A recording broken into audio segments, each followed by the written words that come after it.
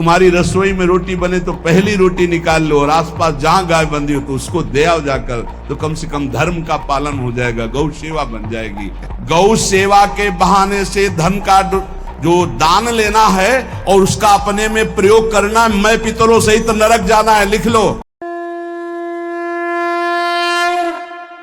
गृहस्थ धर्म में जैसे है, या जिनके पास बहुत अर्थव्यवस्था है, उनको चाहिए कि गौ सेवा से बहुत जल्दी शरीर पवित्र होता है, हृदय भी पवित्र होता है और गोविंद भी प्रसन्न होते हैं। यदि गावः प्रदक्षिणीर कार्या वंदनीया ही नित्यशः मंगलायतनम दिव्याः सृष्टास्त्वेता स्वयंभुवा।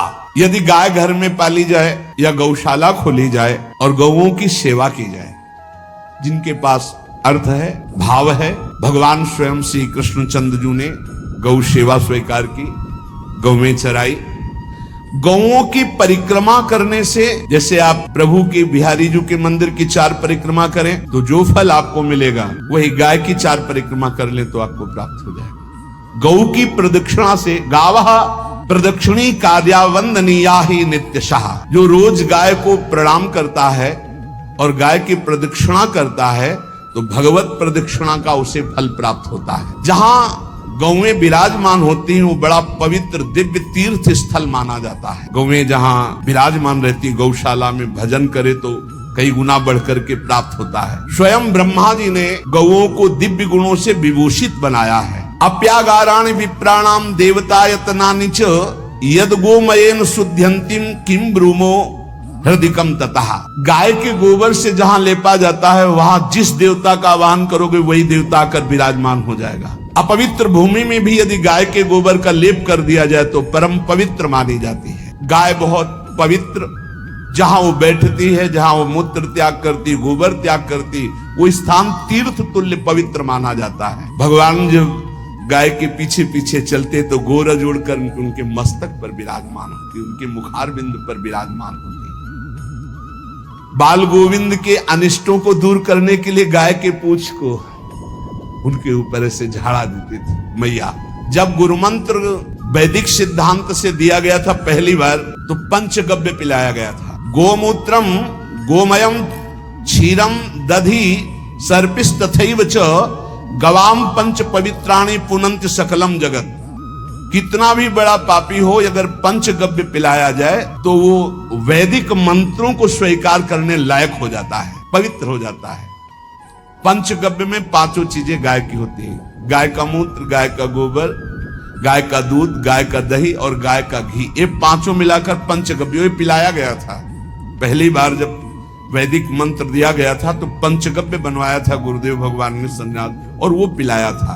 ये पंचगव्य पिलाने से अपवित्रता का नाश होकर पवित्रता का संचार होता है।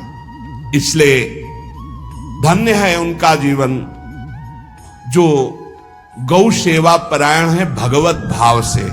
गाय में साक्षात भगवान का भाव रखकर गौ सेवा करते हैं। त्रिषिता गौर गृहे बद्धा गेहे कन्या रजस्वला देव शास्त्र सन्निर्माल्य हंति पुण्यम पुराकृतम।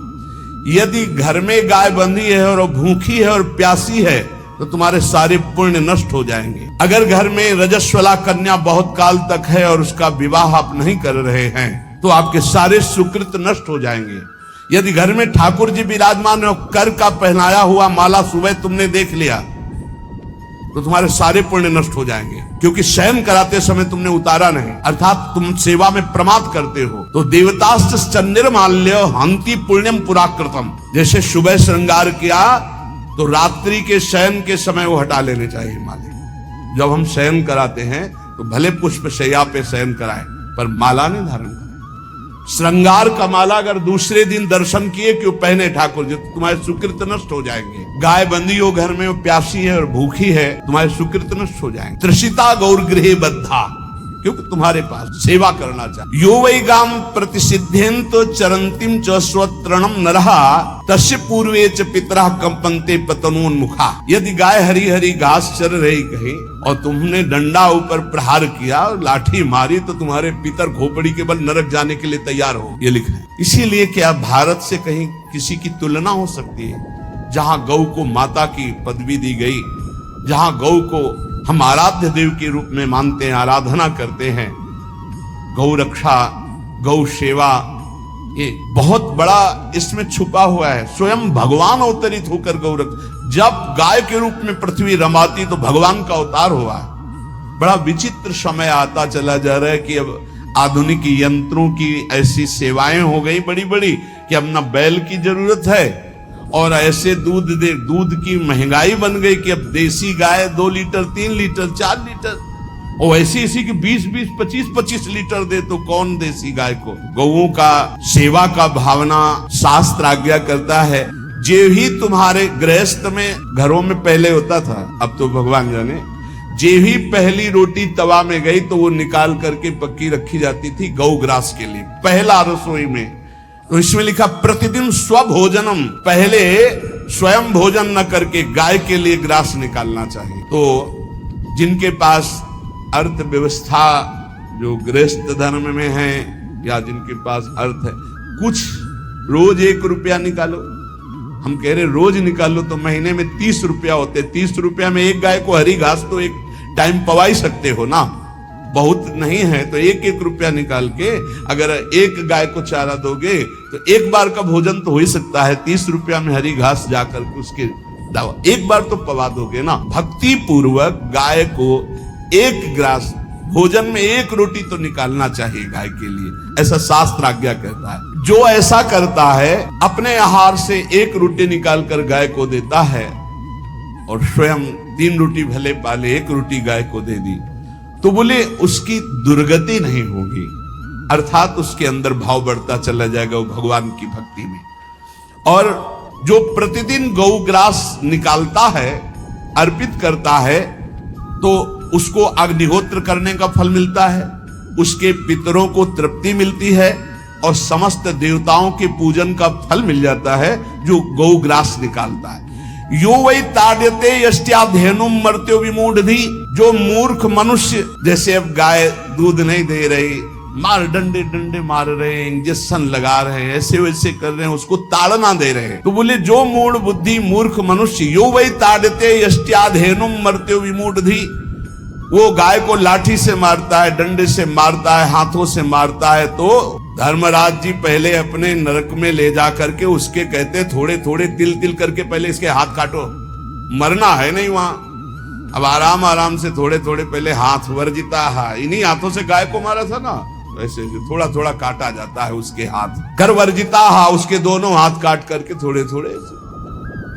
यो वै दंसान वार्यति तस्य पूर्वे कृतार्थ काहा नृत्यंत सवादिस्मास तरिष्यति भाग्यवान, जो गौ के शरीर को स्नान कराता है, गौ के शरीर को कीट आदि से मच्छर आदि से रक्षा करता है और खूब अच्छा पदार्थ गौ, केवल दूध के लोभ से नहीं, ये हम गौ सेवा की बात कर रहे हैं, ये कि नहीं वहां 10 लीटर दूध देती तो हाथ फेरो, जब दूध नहीं देती है तो चारा भी ठीक से नहीं दे रहे, और उसके ये स्वार्थी हो, गौ सेवा का बात नहीं, वो दूध का लोभी केवल व्यापार की बात करता है। गौ सेवा का तात्पर्य है गौ सेवा, केवल खूब बछड़े को पिला दिया प्रसाद रूप से जो दूध मिला उसका अपने सेवन की, वो बात तो अलग है। अब बछड़े को तो जरा सा केवल पिन्हाने के लिए कर दिया और खूब सारा दूध लीटर में नाप करके जा रहा है, और उस समय तक तो खवाओ पियाओगे ही खूब अच्छे से, इसके बाद जब दूध देना बंद किया तो उसका आदर सत्कार खत्म, खोल के बाहर ऐसे वो प्लास्टिक खाते घूम रही है, तो ये गौ सेवा नहीं मानी जाएगी,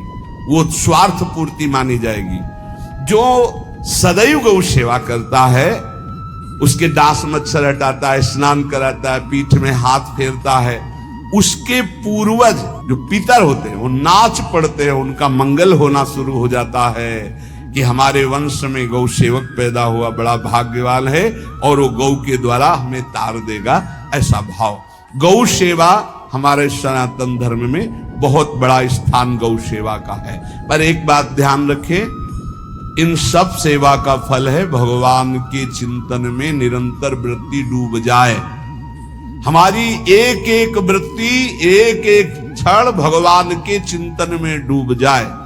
अगर नहीं तो हम आपको उत्तर दे रहे हैं, क्या महाराज नृग जैसा कोई गौ सेवक हुआ है दानी? भागवत में पढ़ लेना। करोड़ करोड़ गायों को, करोड़ों गौशालाएं थी, एक दो नहीं। इसलिए कह रहे हैं करोड़ों शब्द कि आप उसको कहीं ज्यादा ना समझें। पृथ्वी के कोई भूमि के कण गिन सकता है, बारिश की बूंदे गिन सकता है, लेकिन महाराज नृग की गौएं जितनी दान की गई वो गिनी नहीं जा सकती थी, ऐसा वर्णन आता है।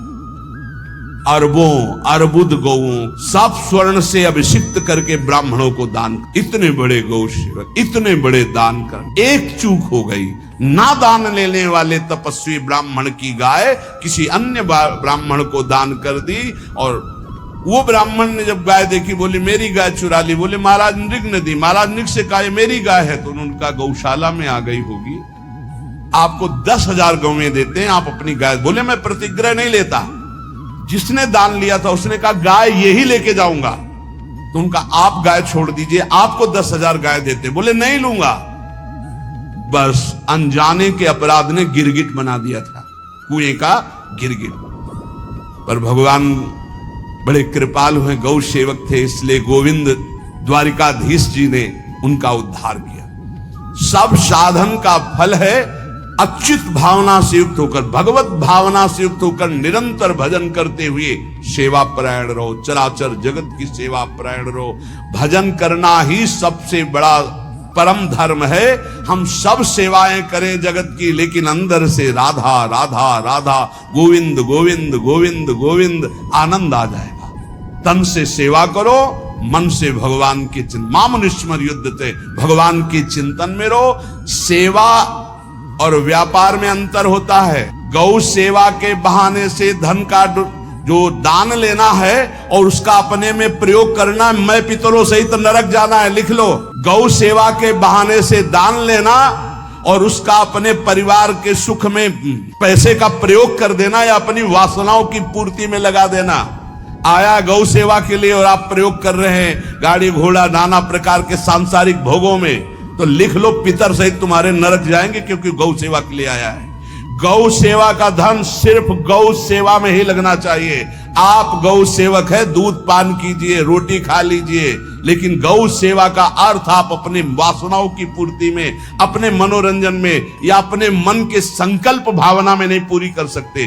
गौ सेवा के लिए ही पूरी कीजिए। गौ के वास का निर्माण, गौ के भोजन की व्यवस्था, वो दूध दे ना दे, वो कैसी भी अवस्था में हो, उसकी सेवा परायणता, उसके लिए सेवक रखना, सेवकों को भी सुख प्रदान करना, लेकिन स्वयं कभी गौ के सेवा के लिए आए हुए धन का स्वयं के लिए भोग न करना और निरंतर भजन रखना, उसे परम पद की प्राप्ति हो जाएगी। इसलिए हमारे सनातन धर्म में गौ सेवा का विशेष महत्व है और इस महत्व को सबको स्वीकार करना चाहिए। यदि आप गौ पालन स्वयं नहीं कर सकते, 4 लोग मिलकर के, क्योंकि आज जो गायों की व्यवस्था वो बड़ी दयनीय हो रही है। दयनीय इसलिए हो रही कि दूध की अधिक ताके चाह रखने वाले भैंस रखते हैं या विदेशी गाय रखते हैं। अपनी भारतीय जो देसी गाय है वो उतना अधिक नहीं देती कि 40 लीटर 30 लीटर 25 लीटर, बहुत अधिक देगी तो 5 और 8 लीटर। देसी शुद्ध गाय अपनी जो है वो 8-10 लीटर, बहुत जब व्यवस्था हो। नहीं तो अपने गांव में तो देखा है 2-2.5-3 लीटर से ज्यादा नहीं देंगे,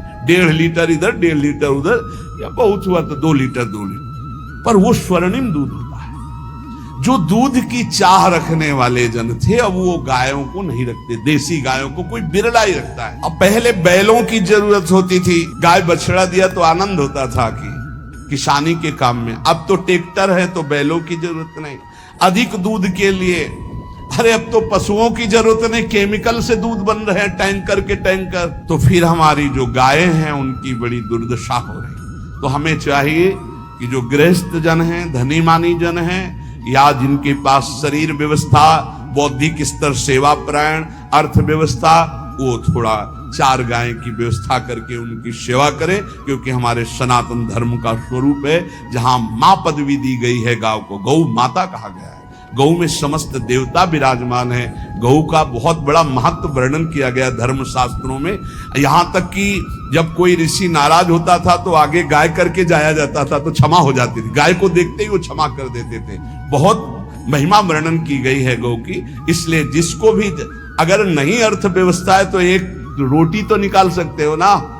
तुम्हारी रसोई में रोटी बने तो पहली रोटी निकाल लो और आसपास जहां गाय बंधी हो तो उसको दे आओ जाकर, तो कम से कम धर्म का पालन हो जाएगा, गौ सेवा बन जाएगी। तो गौ सेवा चराचर जगत की सेवा, भगवत सेवा, सबका फल है। फिर प्रारंभ में आ जाइए स्मृति। योगी हो तो चित्त की वृत्ति का निरोध करके परमात्माकार, ज्ञानी है तो चित्त वृत्ति का लय करके स्वरूप स्थित, भक्त है तो एक एक वृत्ति सावई मनः कृष्ण पदार विंदयो, भगवान के चरण में, भगवान के नाम में, भगवान के रूप में, भगवान की लीलाओं में। स्मृति अगर नहीं तो सब साधन अधूरा, और स्मृति तो हर साधन पूरा। इसलिए एक बार कमर कस लो, चाहे जगत की सेवा करो, चाहे जिस कार्य में लगे हो, तुम्हारी स्मृति प्रभु में लगी हो। स्मृति के बिना हम जीवन का कोई महत्व नहीं समझते। स्मृति विहीन जीवन सब व्यर्थ। इसीलिए उन परमहंसों के चरणों में स्वयं भगवान चरण रज लेने के लिए पीछे डोलते हैं, जो ना कोई प्रतिज्ञा, ना कोई चाह, ना कोई इच्छा, निरंतर भगवदाकार वृत्ति, निरपेक्षम, मननशील, द्वंद्व विमुक्ता, जो शांत हैं, जो किसी से वैर नहीं रखते, भगवदाकार वृत्ति, उसी मार्ग के आप पथिक। सर्वतो भावेन, अपने मन को समेट लो धर्म और कर्म दोनों से, और साफ त्यज लोक धर्मान, और परम धर्म का सेवन करते हुए समस्त चराचर जगत को भगवत स्वरूप में रखते हुए इसी जन्म में परम पद को प्राप्त हो जाओ। सत्संग का सार हमारा शरीर है, इससे सेवाएं बने, हमारा मन है, इससे चिंतन बने, हमारी वाणी है, इससे लीला गुण का गायन करें, और हम स्वयं परमात्मा अंश हैं, परमात्मा स्वरूप है, ऐसी ठसक बनी रहे, जीवन मुक्त ही हो। स्वार्थ को लेकर किया गया धर्म रंग नहीं लाता। निष्काम किया हुआ छोटा सा भी धर्म परमार्थ की ऊंचाई पर चढ़ा देगा। ध्यान रखना, परमार्थ की ऊंचाई पर चढ़ा देगा।